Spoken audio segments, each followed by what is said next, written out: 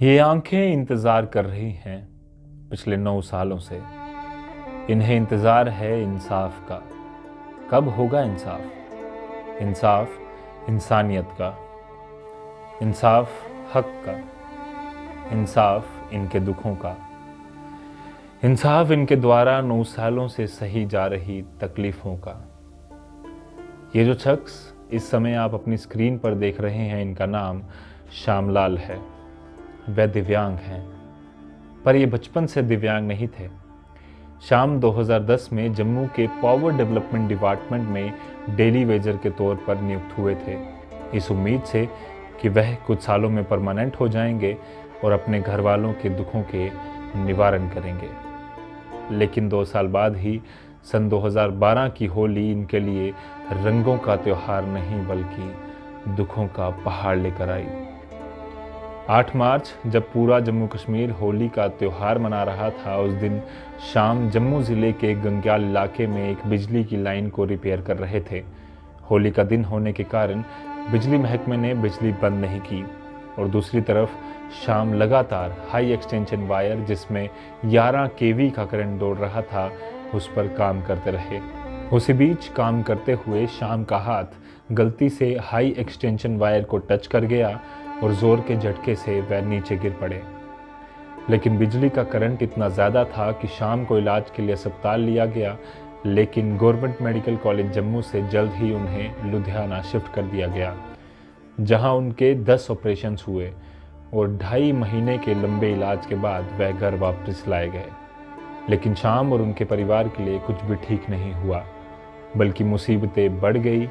शाम अपने दोनों हाथ गंवा चुके थे, उसके अलावा उनके दोनों पैरों की हड्डियों को भी निकालना पड़ा। शाम को खाना खाना हो या पानी पीना हो, पूरी तरह से वो अपने परिवार, जिसमें एक बेटी, 2 बेटे और उनकी धर्मपत्नी है, उन पर डिपेंड हैं और वही हैं उनका इकलौता सहारा।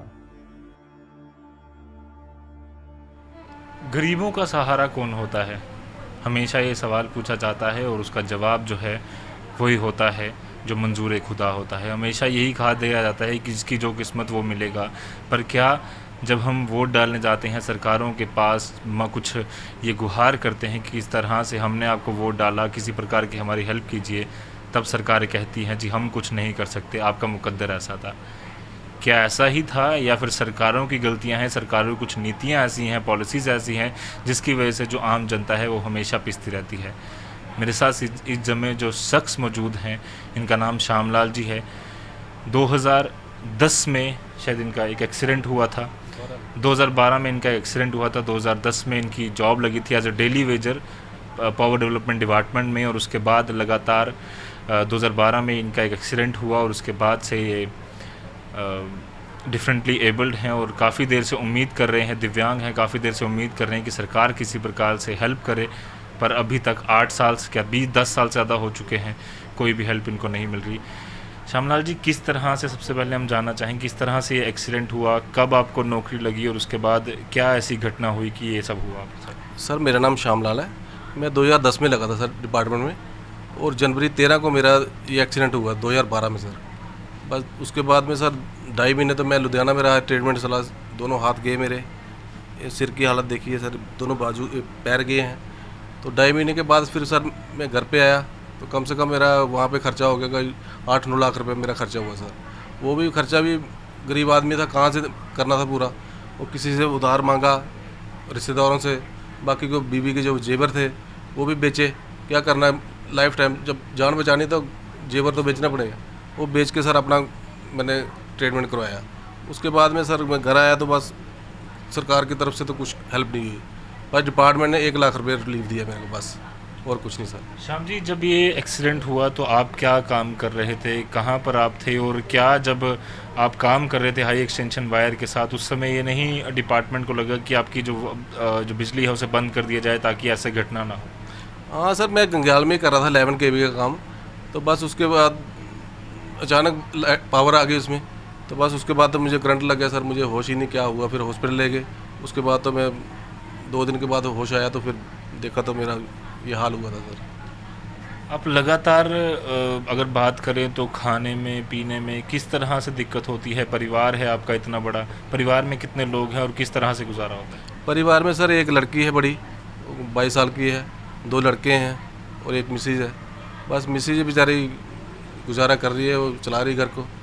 अब सरकार की तरफ से सैलरी तो मिलनी हर महीने मिलती नहीं है, और कभी ईद दिवाली को मिलती है बस। अब ये मिसेस भी आपकी डेली वेजर के तौर पे? बस मेरा नाम काट के अभी मिसी का नाम रखा है डेली वेजर में सर। तो बस उसी से गुजारा हो रहा है सर। वो तनख्वाह तो मिलती नहीं है, अब ये 1-2 महीने से मिलना शुरू हुआ है, बस उसी से गुजारा हो रहा है सर। तो अब चिंता नहीं होती कि किस तरह से बच्चों की बेटी की शादी करेंगे? बच्चे हैं, उनको पढ़ाई भी अब जो है वो बड़ी क्लासेस जैसे जाते हैं कि खर्चा दिन ब दिन बढ़ता जाएगा। कई सारे इंटरव्यूज़ आपके मीडिया भी ले चुकी है, सरकारों तक आवाज़ पहुंच चुकी है। हम देख रहे थे प्रेस क्लब में भी कुछ दिन पहले आपने एक प्रदर्शन किया।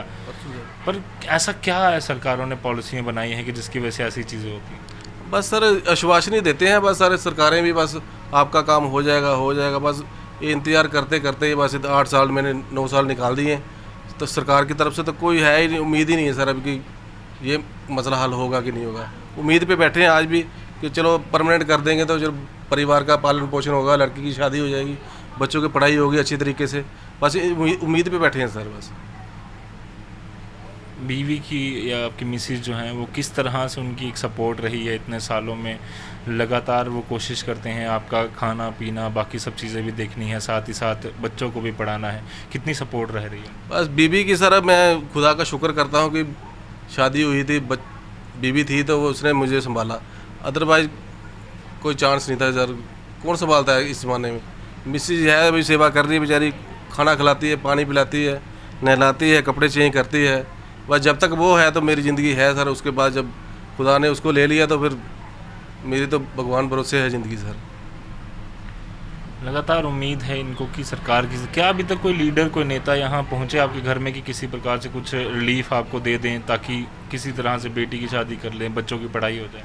बस सर शुरू में जब मुझे करंट लगा था तो उस टाइम बस नेता आए थे, बस जो हमारे एमएलए थे और मंत्री भी थे रमन बल्ला जी, बस वो आए थे। तो हमारे साथ उस टाइम चीफ मैडम भी आई थी और हमारे डीसी साहब थे वर्मा साहब, वो भी आए थे मौके पे कि बस खाली आश्वासन दिया कि आपको परमानेंट जॉब देंगे। बस ये डिमांड हमने रखी थी कि हमें एक बंदे को तो नौकरी दो परमानेंट। बस उन्होंने भी खाली आश्वासन दिया कि आपको परमानेंट करेंगे। बस आज 8-9 साल हो गए तो बस सर कोई परमानेंट नहीं किया सर। लगातार श्याम जी उम्मीद कर रहे हैं पिछले 9 सालों से कि सरकार का कोई नुमाइंदा इनके घर में, घर की चौखट जो है वो एंटर करे और किसी प्रकार की रिलीफ इनको दी जाए। लगातार इनकी जो वाइफ है, इनकी मिसेस, उनकी हम दाद देना चाहेंगे किस तरह से पूरे घर को उन्होंने संभाला। और बात की जाए तो वो भी डेली वेजर के तौर पर पीडी डिपार्टमेंट में काम कर रही हैं। सैलरी की बात करूँ तो कितनी सैलरी मिलती है? सैलरी सर पहले 4500 मिलता था, अब 750 रुपये हुआ है अभी लेटेस्ट को। वो कितनी देर से नहीं मिली? हम डेली देखते हैं पीडीडी वाले जो हैं वो धरना दिया होता है। बस सर ये अभी कोविड-19 की वजह से अभी 3-4 महीने से देना शुरू किया है, बाकी पीछे तो बिल्कुल ही नहीं सर। 2 साल तो बिल्कुल बंद हुआ था तनख्वाह सर, बिल्कुल ही नहीं मिला था सर। वो कैसे गुजारा किया हम ही जानते हैं, पर मेरा परिवार जानता है, जहाँ जितने भी मेरे वर्कर लगे हैं, पीडीडी वर्कर लगे हैं, डेली वेजर, वही जानते हैं सर कि उन्होंने कैसे गुजारा किया सर। बिल्कुल।